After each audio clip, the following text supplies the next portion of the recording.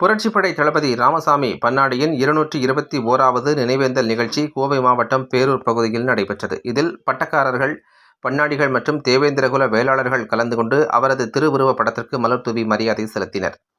இந்திய விடுதலை போர் வரலாற்றில் குன்றின் மேல் விளக்காக ஈர்க்க வேண்டிய வீர தளபதிகள் குடத்திற்குள் விளக்காக இருந்ததைப் போல பல்வேறு வீரர்களின் வரலாறுகள் மறைக்கப்பட்டுள்ளது. மக்கள் உள்ளத்திலே சுதந்திர உணர்வை விதைத்து அதை வளர்த்தெடுக்க தங்கள் உடலை உரமாகவும் இரத்தத்தை நீராகவும் தந்து புரட்சி தீக்கான பொறியை அளித்த அந்த வீரர்களில் முக்கியமானவர்களில் ஒருவராக திகழ்ந்தவர் கொங்கு மண்டலத்தின் புரட்சிப்படை தளபதி மாவீரர் ராமசாமி பன்னாடியார்.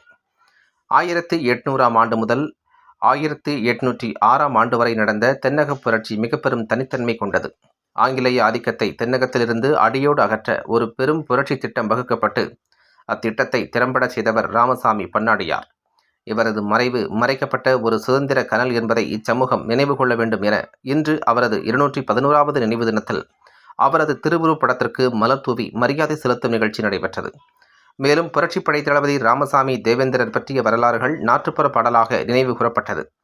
இந்த நிகழ்ச்சியில் தேவேந்திரகுல மத்திய, மாநில அரசு ஊழியர் சங்க நிர்வாகிகள், மாவட்ட, மாநில நிர்வாகிகள் மற்றும் சமூக ஆர்வலரும் வழக்கறிஞருமான புஷ்பானந்தம், பட்டக்காரர் PKN பிரபுகுமார், ராதாகிருஷ்ணன், பட்டக்காரர் மாஷிலாமணி, தெய்வராஜ், இந்திரன் இதழ் ஆசிரியர் உலகநாதன், சுகந்தி, சாந்தி மற்றும் மாநில, மாவட்ட பொறுப்பாளர்கள் கலந்து கொண்டு அவரது நினைவுகளை எடுத்து கூறினர் என்பது குறிப்பிடத்தக்கது.